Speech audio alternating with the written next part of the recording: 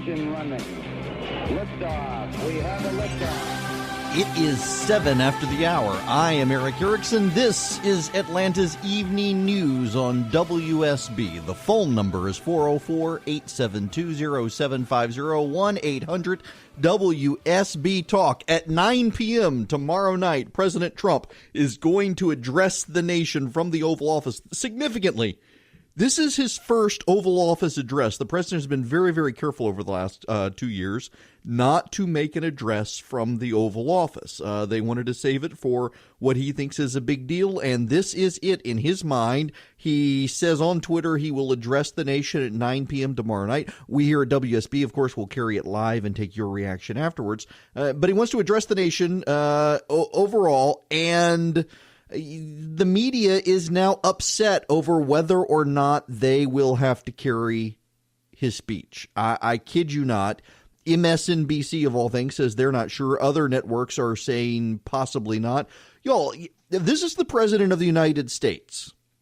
Now, the media is right that when Barack Obama did his wall situation, or his DACA situation, rather, after he lost the Senate, they didn't carry it live. That is a fair point. Networks, ABC, CBS, and NBC, they did not carry Barack Obama's address to the nation live after he lost the Senate and decided he was going to implement DACA by executive order. That is true. However, this is President Trump's first Oval Office address, and we're in the middle of a government shutdown. There is a significant difference there in that regard, and that you have cable networks suggesting they may not carry it is outrageous. These people carry the president's tweets with wall-to-wall coverage.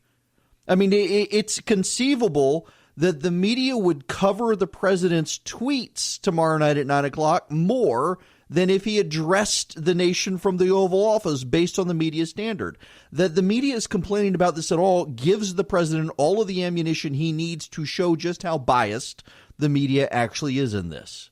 Just think about how they cover him if he sneezes, how they cover him if he goes up the steps of Air Force One, how they cover him if he tweets. I mean, they carry the landing of Air Force One wall to wall. They cover his campaign rallies, and yet they don't want to cover an address from the Oval Office. This does give the president ammunition. One TV news network executive told Oliver Darcy at CNN that this is a damned if they do, damned if they don't situation. If they don't cover it, of course, the president does have ammunition. If they do cover it, they think the president just makes stuff up. The media really doesn't know what to do with this president, which is why I think he probably wins re-election in 2020, by the way. They really don't know how to handle the president. They don't know how to react to the president. They don't know how to navigate what the president does. It's very, very telling their outrage over whether or not to cover live his first address from the Oval Office. Now, what is he going to say? Well, the president wants $7 billion for his wall. He really wants $5 billion, but he's raising the number. And this is somewhat silly negotiations from the White House. They want $5 billion, so the president has decided to ask now for $7 billion, upping the amount of money he wants, hoping the Democrats will say, okay, we cry uncle, we'll give you $5 billion. The Democrats want zero. The real negotiating position is $5 billion, and by raising the number, the president's hoping he will get it. He's also now saying we don't need a physical wall along the border. Border Patrol agents have actually asked the president's team if they would consider revising the plan and use steel slats instead of an actual wall. There are a couple of reasons Border Patrol agents want this. One is they're hoping that if they use steel slats that are big enough that they can be hammered down into the ground, because they are aware of tunneling operations along the border, and they would like if they can get, and I don't think this is physically possible, but nonetheless, they're hoping that they could get steel slats that could in some way be hammered into the ground far enough now to disrupt the tunneling operations that the drug dealers use. But more importantly, they want steel slats because they want to be able to see through to the other side and see who's coming.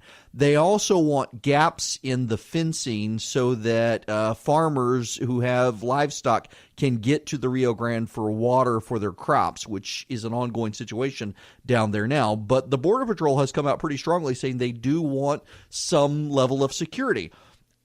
I got to tell you, and I want to spend a few minutes on this issue here. in just a minute.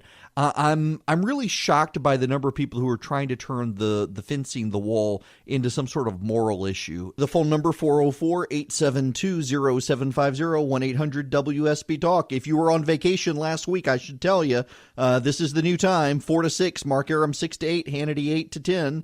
We got a new schedule here at WSB. We still have the same name, though. That's a good thing. Now, we got to go back to this wall situation. I am perturbed at people, particularly on the theological left in the United States, who have decided that the wall is a moral issue. Nancy Pelosi actually has come out and said that building the wall is about morality, that it would be immoral to build a wall. You know what is considered a sin in theologically orthodox Christianity? Breaking the law. Yeah, breaking the law. You speed, you're actually sinning in Orthodox theological Christianity. To sin is to dishonor the emperor, to dishonor the laws that do not conflict with God's morality. A wall does not conflict. I mean, Jerusalem itself in the Old Testament had a great big wall around it. There's no more morality about the wall. Now, you can say that it's not good public policy. You can say it won't do any good. You can say that there are ways around it. You can say a lot of things about the wall to oppose it. But making the wall a moral or immoral issue, I think, is Trump derangement syndrome. Democrats back in the 1990s supported building a wall. Bill Clinton urged Congress to take action to further secure the border in the 1990s. It was in the 1990s that Congress began putting into place portions of the border wall. There are border wall parts in place. You can see pictures of them online. You can see them on evening newscasts where there are walls in place. Donald Trump wasn't president when they were built, and no one was screaming about their morality or immorality. In fact, when George W. Bush was president of the United States, Chuck Schumer and Nancy Pelosi authorized the construction of fencing and walls along the southern border. Congress just didn't appropriate money at the time. But Schumer and Pelosi both voted for the authorization to build walls along the southern border when George W. Bush was president of the United States. No one was screaming about the morality or immorality of a border wall then. They're only screaming about it now because Donald Trump is president and people have gone insane. That's what's happening here. This is not a moral issue. You can disagree with the wall. And I got to tell you, I will go on record with you. I support the wall. I have long supported the wall. I support more expansive immigration policies. I support giving the DACA kids citizenship. I support allowing their families to stay in this country, their parents to stay in this country without citizenship. I am to the left of a number of you when it comes to this issue. I think that if you've got kids who are carried over here as a 1 or 2 year old, this is the only country they've ever known, but they were carried over as 1 or 2 year old, let them stay. If they get a college degree or they join the military, let them become citizens. If their parents have been here this whole time, contributing to the country, they've been paying taxes, and you know a lot of them do pay taxes. They get a special PIN number from the IRS so they can pay income taxes. And they've been paying those taxes. Don't give them citizenship. That's their punishment. You can never be a citizen, but you can stay. Let the kids become citizens if they get a college degree or join the military. I'm okay with that. But I think to even have that conversation honestly, you got to build the wall. Because if you don't build the wall and this comes, you're going to have another flood. You're going to have another caravan, and they're going to come through the desert. And there's the issue of morality on this. What is more moral? Not building a wall where we already have walls in parts of the country and incentivizing people carrying their children through the desert to get around the walls, are building the walls so they know they have to go through the legal process. What's more moral there? Not building the wall so they have to go through the desert and risk the lives of their children, or building the wall so they know they can't come unless they go through the proper checkpoints and procedures. Seems to me that building the wall is the more moral option of the two so that people aren't risking their children's lives. I still think we got to spend money south of the border to help address the issues causing the illegal immigration, but secure the border.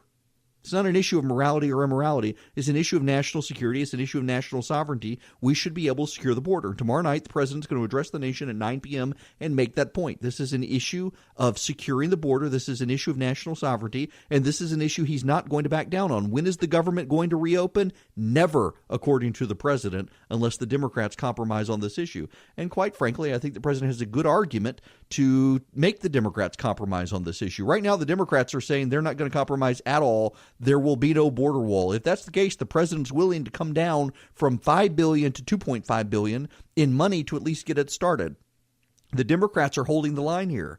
They're the ones who are being ideologues on the issue. The president's showing some flexibility here, and I think he's right to do it. I'm increasingly uncomfortable with the level of information that various companies can get from you by just your web traffic, whether it's social media companies, whether it's your internet service provider or what have you. You know, if, for example, my mother-in-law tells this story. She was flying back from California. She ordered a cheese plate on the flight from Los Angeles back to Atlanta. And now on Facebook, she sees these ads all the time from the cheese manufacturer that made the cheese plate that she bought on the airplane. It really creeped her out. The best way to get around being tracked by social media sites, marketing companies, your mobile and internet provider, is to get a secure VPN. And you can take your privacy back by using ExpressVPN. It's easy to use apps. They integrate seamlessly in the background of your computer, your phone, your tablet. Turning on ExpressVPN protection only takes a click. It secures and makes anonymous your internet browsing by encrypting your data and hiding your public IP address. Makes it safe to go online without everybody snooping. So to protect your online privacy today, your online activity online, find out how you can get 3 months for free at expressvpn.com/Eric. That's expressvpn.com/Eric, ERICK, for 3 months free with a 1-year package. Go to expressvpn.com/Eric to learn more.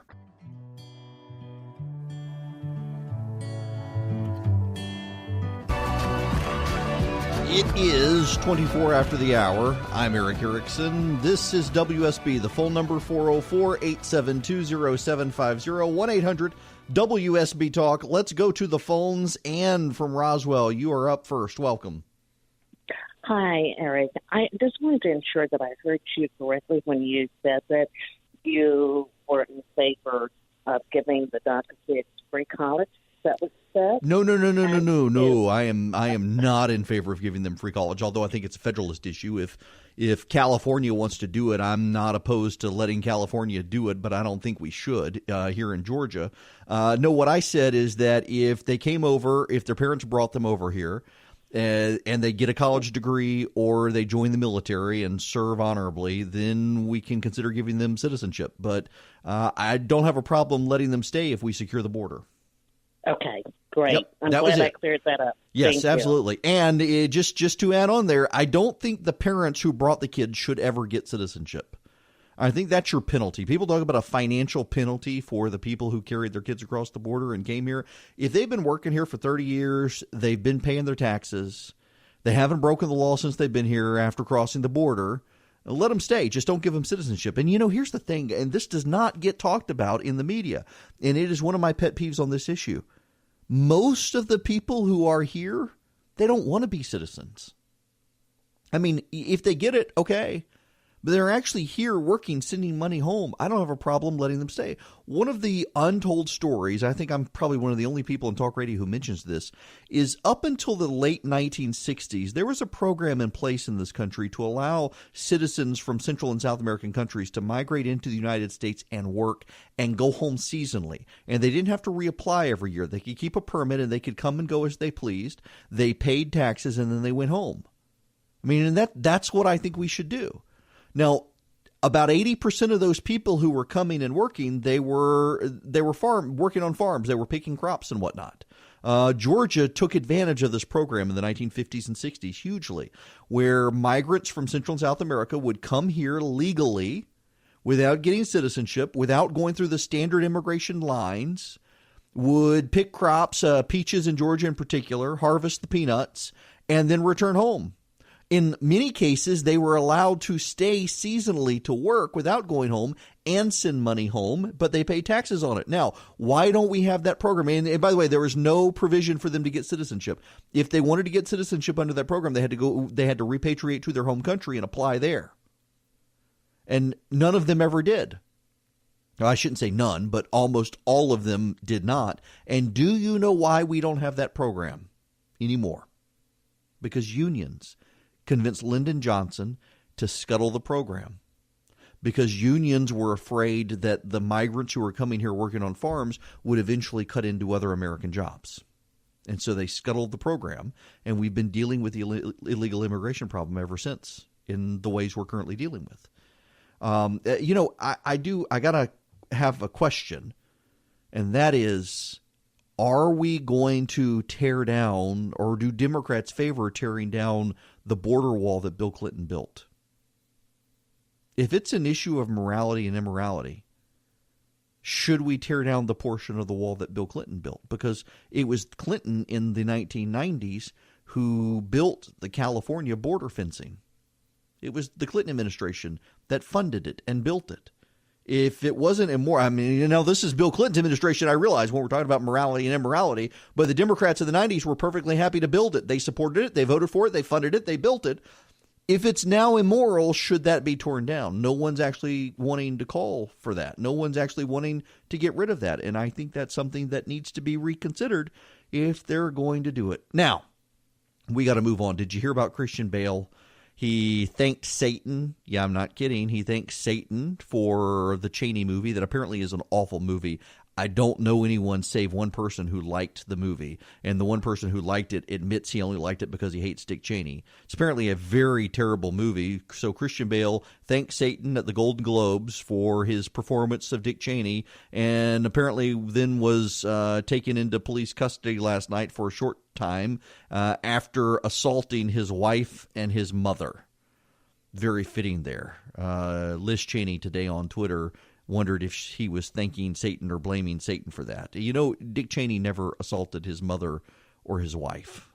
Just the Hollywood hatred of Dick Cheney. The preview looked pretty good. I was thinking of going to see the movie just because I do like Christian Bale as an actor and assumed it would be a funny movie, even if it was a completely fictional, fraudulent portrayal of Dick Cheney. But it is apparently hot garbage, that movie. Absolutely hot garbage. Even worse than Aquaman. When we come back, Alexandria Ocasio, angered with the Dems.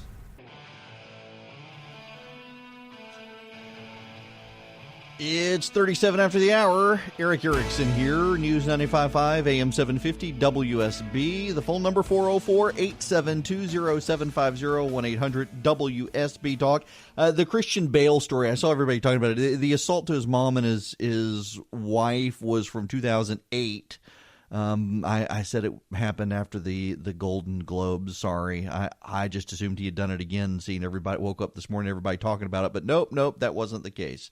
Happened in 2008, I guess. But Liz Cheney, after he thanked Satan for his betrayal of Dick Cheney, wondering if Satan caused him to assault his wife and his mother.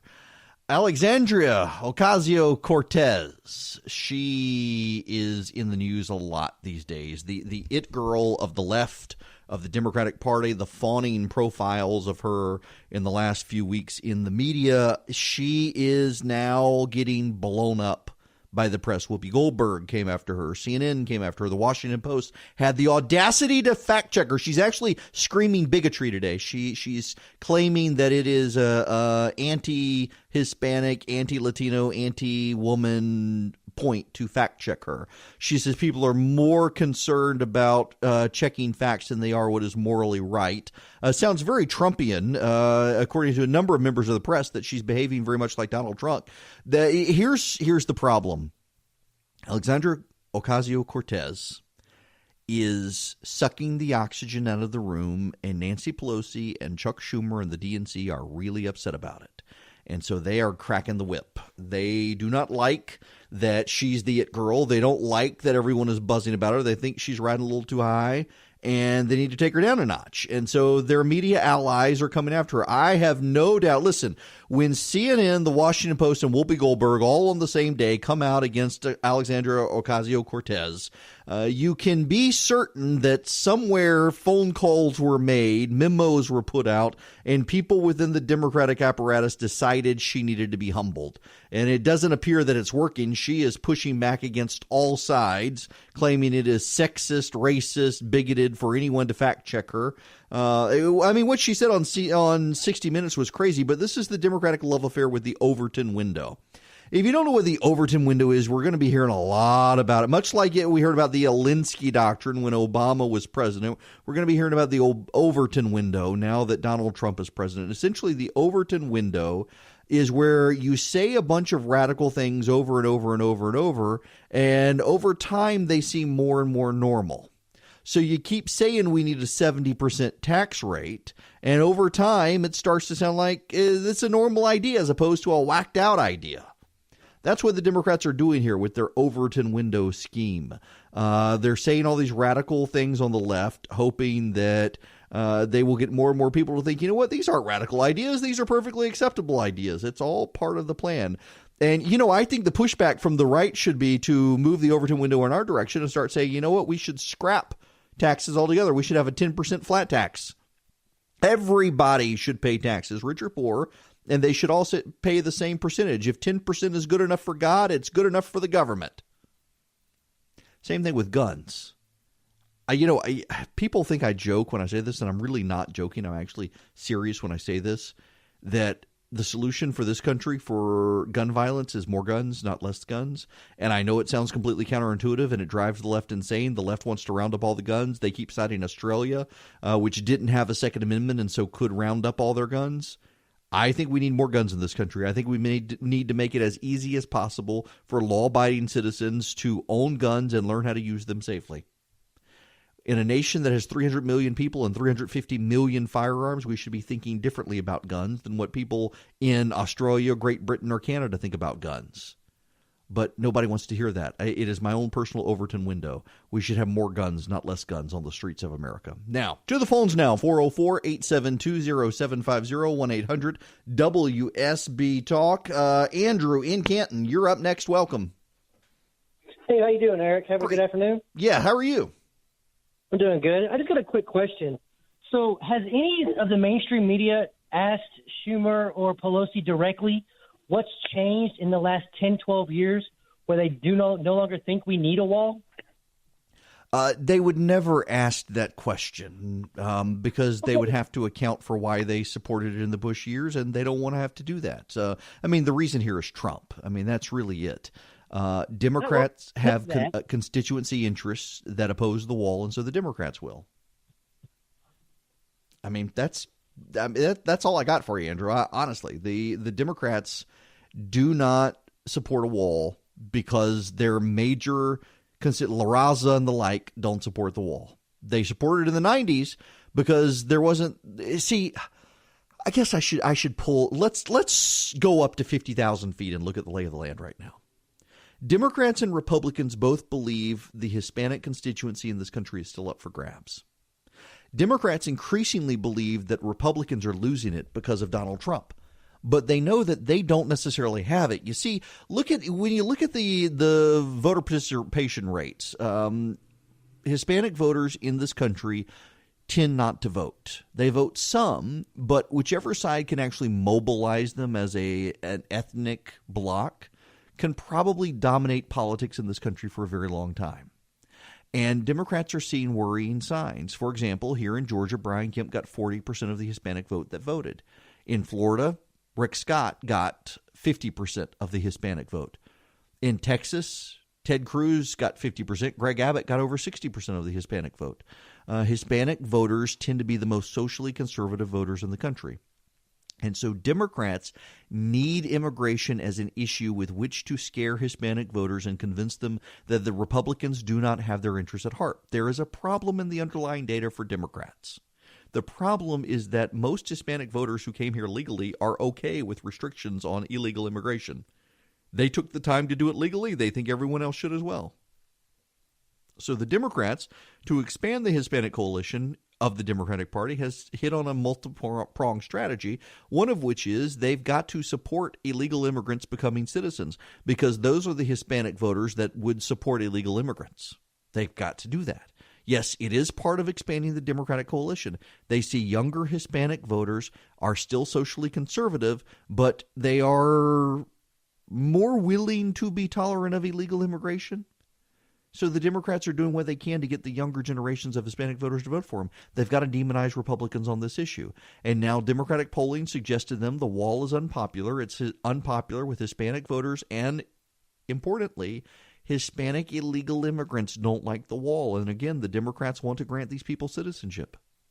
So they've got to oppose the wall. Who cares what they did in the 90s? They know the media will never, ever, ever hold them accountable on that issue, so they can proceed.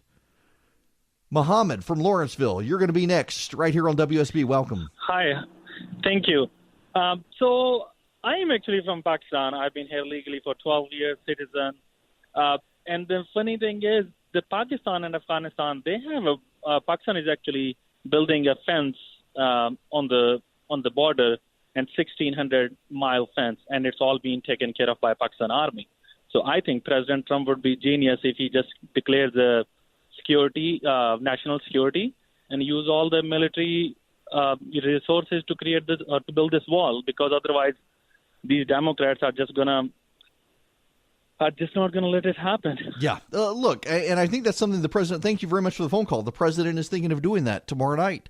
The Vice President Pence this afternoon said they're examining whether or not they can declare a state of emergency and reprogram dollars. By the way, at the top of the hour, when we come back, I want to talk about what it would take for the president to reprogram dollars, because I think we can all agree, Republicans and Democrats alike, if the president spends money that Congress has not allocated, it is an impeachable offense. The power of the purse belongs with Congress. If Congress hasn't ordered or allowed money to be spent, the president cannot spend it. If he spends it, this gets us back to where we were at the Revolution with the king, and it's an impeachable offense. But, Congress routinely gives the president discretion to rearrange how money is spent. And if the president can find some discretion given by Congress to rearrange or what's called reprogram money, then he's perfectly within his rights to do what he wants to do, I think. The question is, where can they find it? There is some question of whether or not the Department of Homeland Security has reprogramming money available at its discretion right now. We'll explore that when we come back. We'll keep taking your phone calls as well.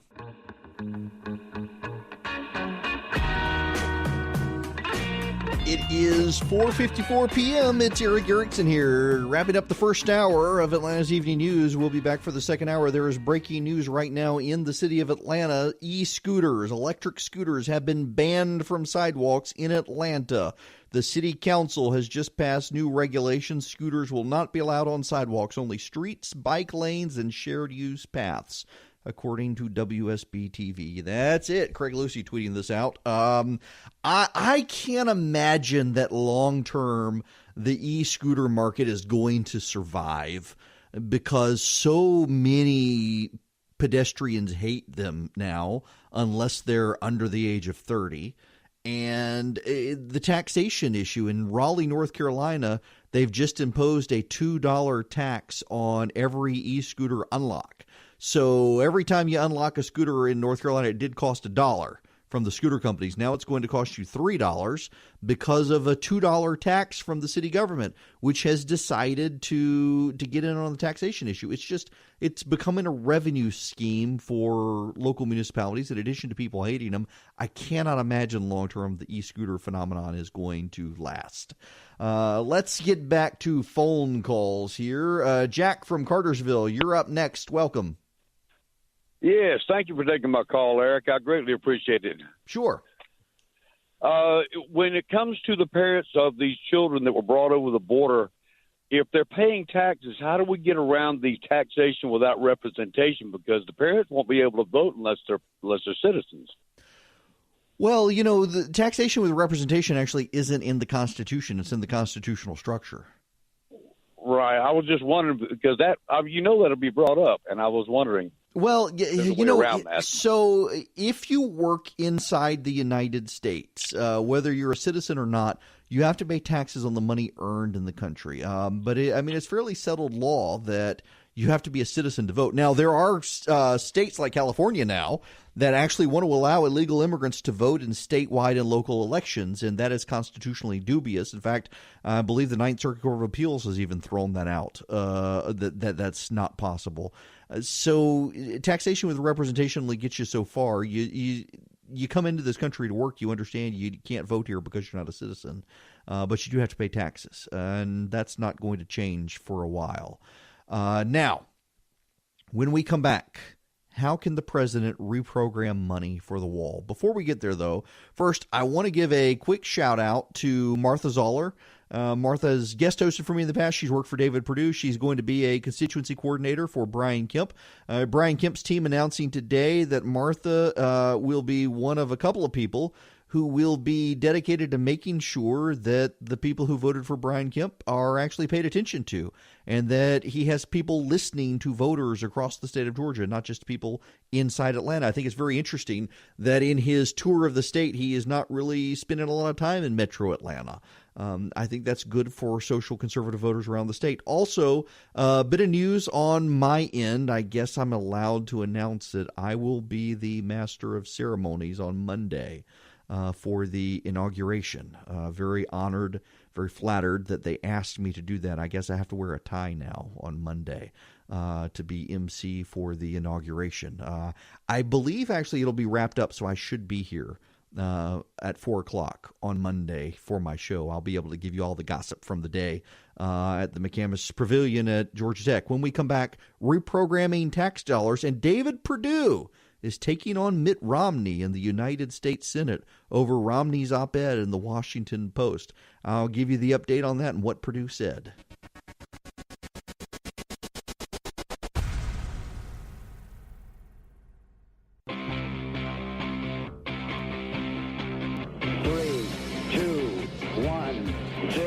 All engine running. Liftoff. We have a liftoff. It is 9 after the hour. I am Eric Erickson. This is Atlanta's Evening News, the second hour, not the first hour. I've had several people today text me or direct message me on Twitter or email me and say, I totally forgot you're on at 4 now. Y'all think it's bad for you. I literally fell over a chair running into the office because I looked at my watch and thought, oh, I can't tell you what I said. I got to be on radio. I haven't gotten used to it either. I'm sorry. I'm so going to have a bruise tomorrow. In any event, welcome. It is 10 after the hour, and the phone number 404-872-0750 1-800-WSB Talk. Bear with me. We'll get to your phone calls. But first, we got to get to some of the headlines. David Perdue taking on Mitt Romney about the president of the United States. Perdue essentially advising Romney to do what he does and talk to the president privately, behind the scenes, build a relationship with him. There are some people who are saying, oh, the irony, David Perdue is taking to the Washington Post to tell Romney to do something in private. Maybe he should have done it to Romney in private. But I think it was worthwhile of Perdue to do this and establish that there are more established senators than Mitt Romney. This is, I think, an underappreciated aspect of the Romney story, writing his critical op-ed of the president. He didn't say anything. Romney didn't say anything in his op-ed that people disagree with. He said the president has bad character. Even Trump supporters admit the president either has no character or bad character. They just don't care.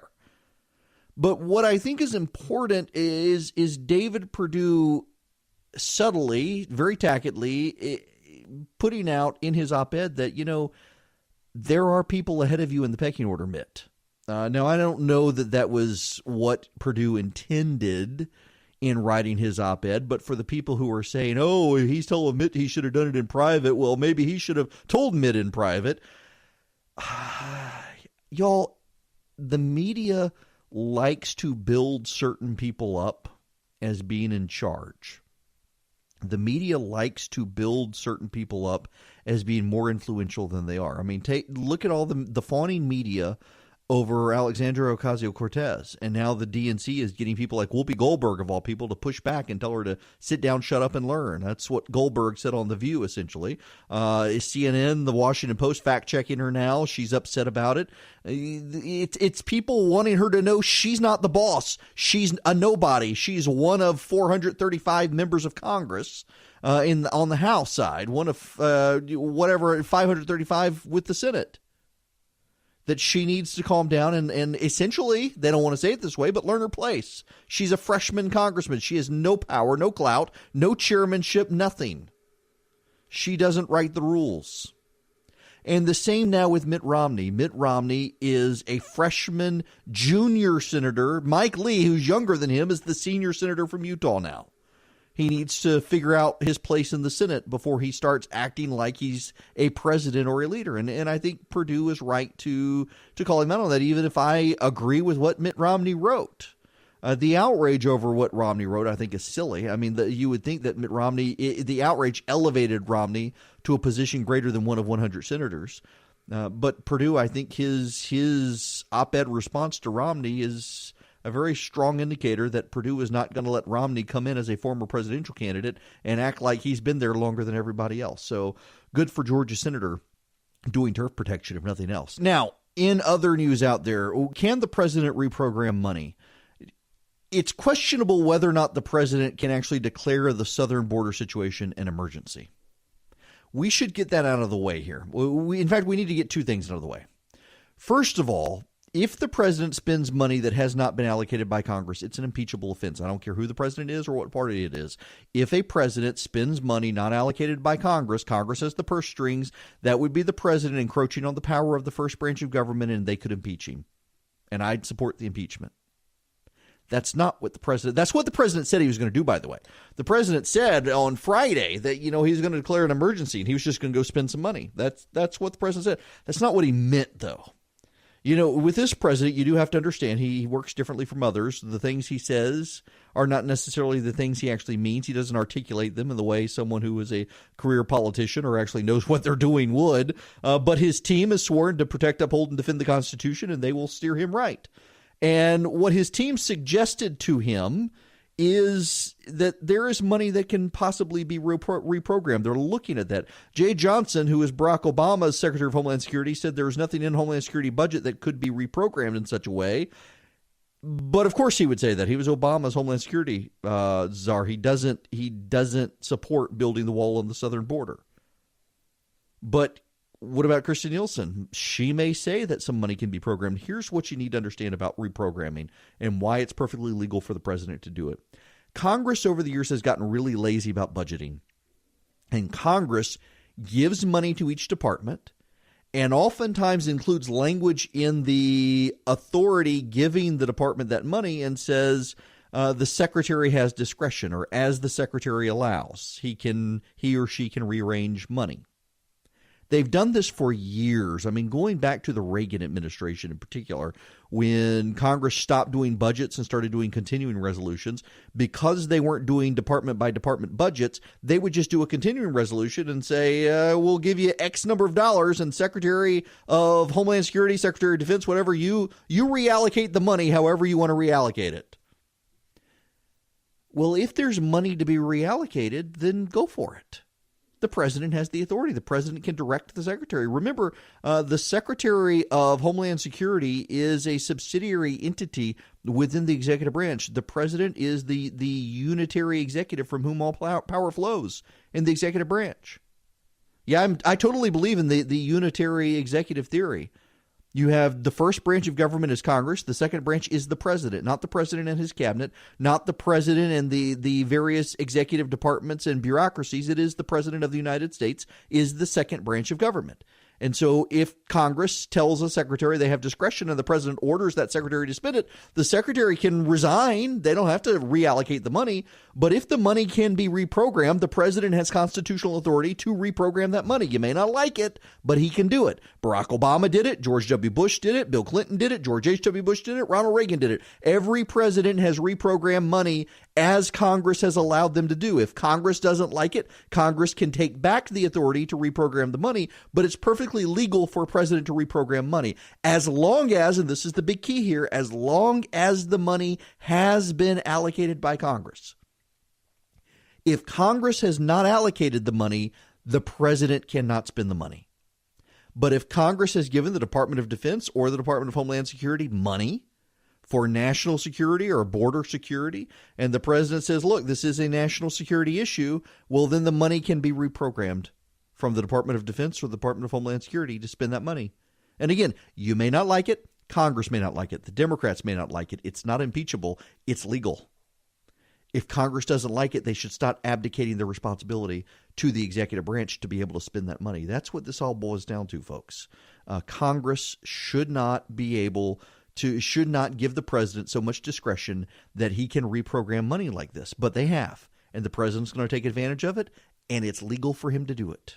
You know, when I do a sponsorship ad for the podcast, they send me a script that I can read from. I don't have to even read that script for Quip. Quip is my electric toothbrush, and it has been for over 2 years, and I love it.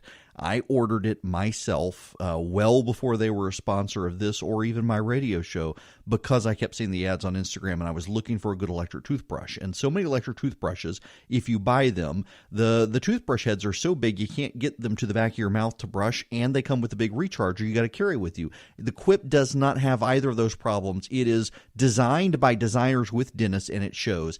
It fits in your mouth comfortably, and it works on AAA battery, so you don't have to carry a big charger with you. And there's a subscription brush head. So when your brush head wears out, for just $5 every 3 months, you get a new brush head, and it comes in an envelope that has a new battery in it. So you keep the cycle going. It is fantastic. It is accepted by the American Dental Association. In fact, it's one of the first electric toothbrushes accepted by the ADA. They're backed by over 25,000 dental professionals. My own dentist has commented to me how good my teeth have looked over the last couple of years. I've been going through one of those Invisalign braces processes as well, and Quip makes it easy and great to get good clean teeth. So now Quip starts at $25. If you go to getquip.com/Eric, ERICK, right now, you get your first refill pack for free at getquip.com/Eric. It is free, your first refill pack. So go to getquip.com/Eric. That's getquip.com/Eric.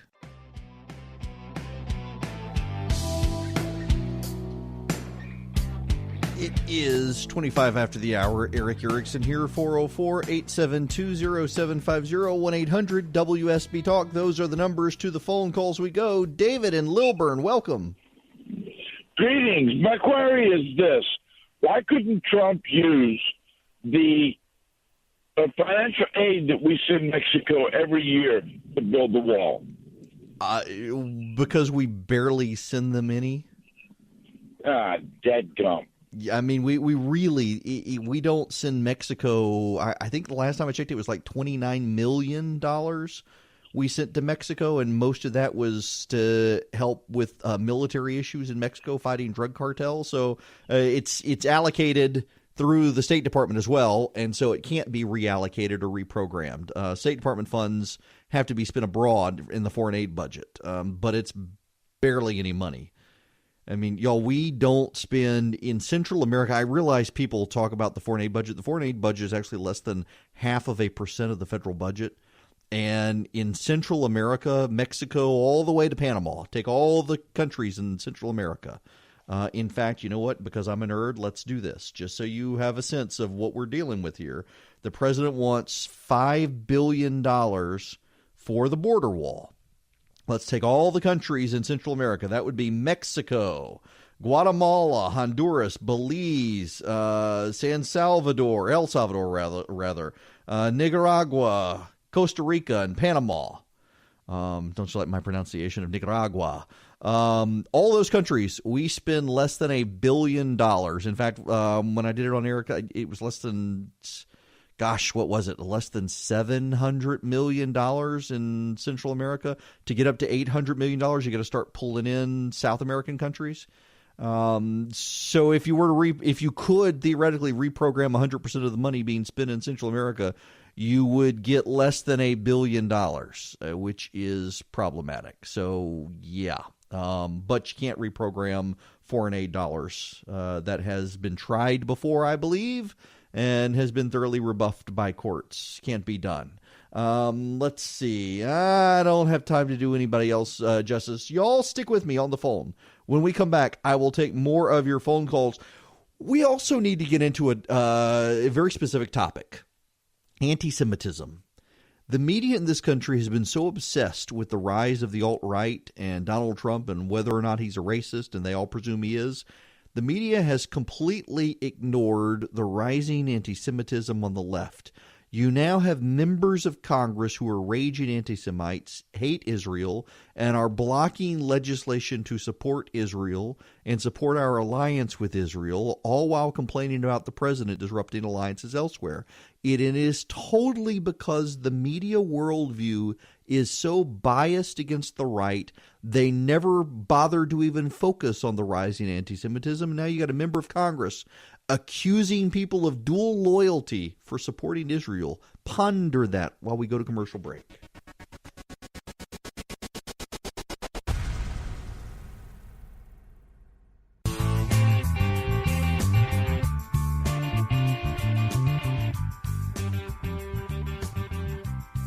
It is 40 after the hour. Eric Erickson here. The phone number 404-872-0750, 1-800-WSB-TALK.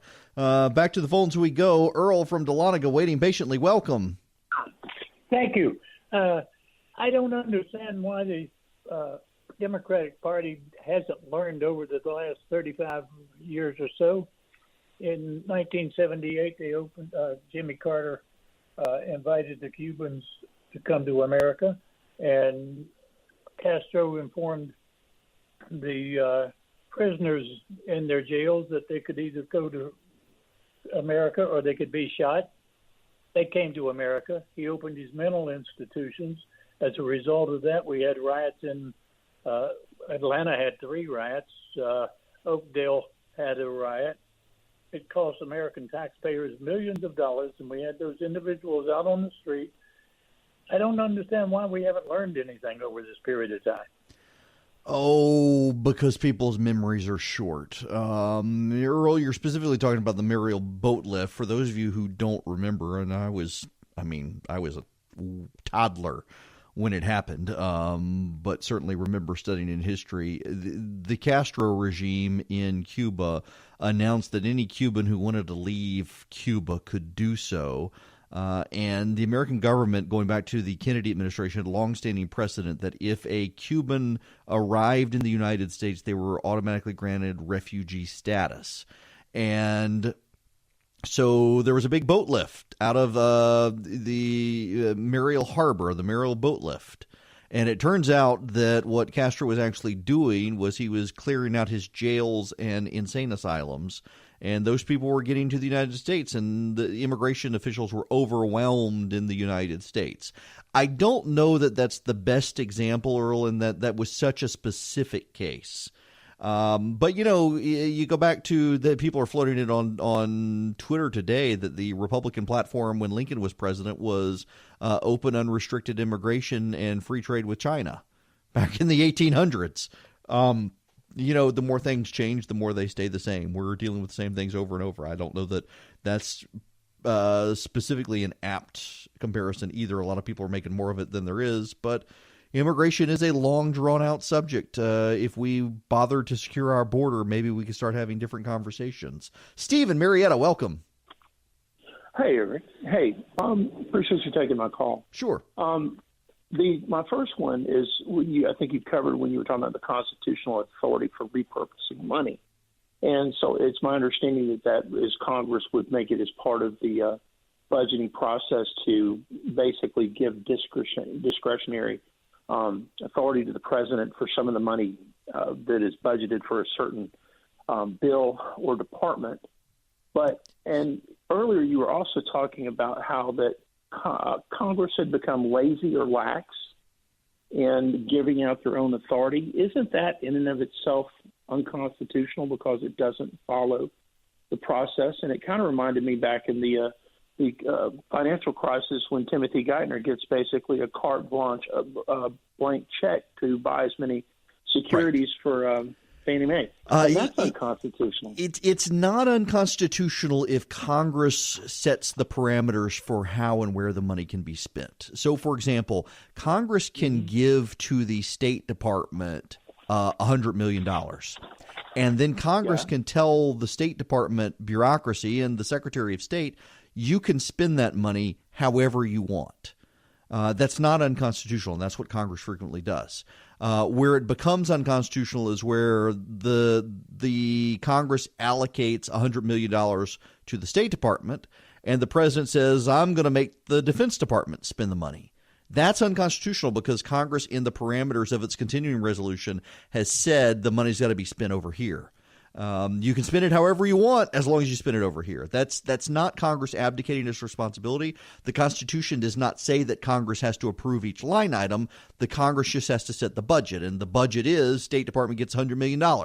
Spend it however you want to spend it, State Department, but only you can spend it. That's perfectly constitutional under the framework we have in the United States. They give wide latitude. I frankly think they give too much latitude. And should not be given as much latitude. Sherry in Johns Creek, you're next. Welcome. Hey there. Hi. My simplistic understanding of a partial government shutdown is that certain government employees will not get paid until Congress does something. Is that correct? Yes. Is Congress getting paid while they're not doing anything? Yes, Congress is getting paid. Okay, so if they were part of those government employees who weren't getting paid until they did something, wouldn't that be an incentive for them to act? Yes, but there's a catch. This is a partial government shutdown and not a complete government shutdown. So every part of the government has been funded except one small part of it. And one of the parts of the government that's already been funded is Congress. And constitutionally, the pay for Congress and the pay for judges cannot be cut once appropriated. So because it's already been funded under the Constitution and under the budget, it can't be yanked back. Now, some of the members of Congress are giving up their money, and the president has said that, for example, the vice president and several other cabinet officials are due for a pay increase as of January 1st, and they're going to withhold that money until the government is reopened, but the congressional budget has already been allocated for the year. So if you get to a point where we run out of the window, we're getting to a continuing resolution for congressional pay, then it becomes an issue. But right now, it's already been taken care of. See, I'm still getting used to the new schedule. I'm all discombobulated. So now I have to step out. It is 7 after the hour. Eric Erickson is 7 after the hour. I'm looking at my calendar on my computer, January 7th. No. That's how my brain is working. Sorry, man. You would think it was almost 7 o'clock. No, it's almost 6. Mark Aram's coming up next. It is 54 after the hour. Let's go back to the phones to Steve and Lilburn. You are next. Welcome. Hi, Eric. Thanks for taking my call. Sure. It's abundantly clear that the leaders of both parties don't really care what the people voted for. So the question is, at what point do we get a third party, and who do you think might be the leader of that party or a front runner? You know, I don't know who would be. I will tell you that a potential presidential candidate came to see me about a month and a half ago now. I've had several now come down here to talk to me about running a presidential campaign as a third party or challenging the president in the primary. I've all told them my intention right now is to support the president in his reelection. I'd be interested in seeing how they mount a bid, but that they need to remember the lesson of John C. Fremont. John C. Fremont was the first Republican candidate for president. The first Republican was not Abraham Lincoln. Lincoln would not have won in 1860 without Fremont running 4 years prior in 1856. Lincoln, in fact, campaigned for Fremont as the Whigs began to disintegrate. You know, there's some data out there over the weekend that I actually think is a fatal warning sign for the Democrats, not the Republicans. And that is black voters in the United States are the most likely to believe that scriptural authority is greater than constitutional authority in the United States.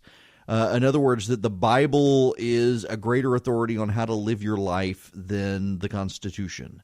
The second to them are Hispanic voters, and third to them are white evangelicals. There seems, in my mind, to be an opening for a third party that finds common ground on racial issues, not saddled by baggage in the Republican Party in terms of race, and not saddled by the Democratic Party's increasing hostility towards people of faith, in order to find ground for a third party. Whether or not that actually happens, I don't know. I would be very curious to see this shape up. But it seems like there's finally an opening. I don't think any third-party candidate for president this in 2020 would be successful. I don't think the money is there. I don't think the groundwork is there. I don't think the ballot access is there. But I think both parties are increasingly weak. And both parties are increasingly cult of personality. The Republican Party exists because of Donald Trump at this point. When he's gone, the Republican Party will exist because of someone else. But it's not really a party of ideas anymore, and neither is the Democratic Party. It is in search of someone other than Barack Obama, and Joe Biden would probably be best, and they're going to reject him, it looks like, in 2020.